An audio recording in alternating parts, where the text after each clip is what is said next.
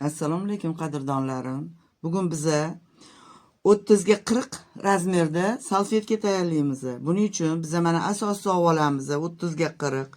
Orasiga ikkita mana kerak emas matoyimizdan qo'yib olamiz qalinlik bo'lishi uchun.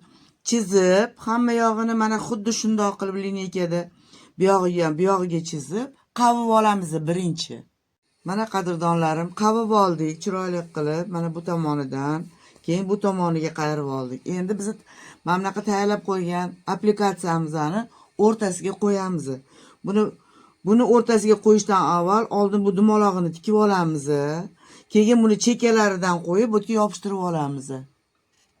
Mana qadrdonlarim, applikatsiyamizni ham ulab oldik. Mana chok berdik. Mana chekkalaridan chok berib oldik. Mana bitta emas, ikkita bajardik. Mana. Endi bunga astarini ulab olamiz. Ikkaloviga ag'darib olamiz ulab.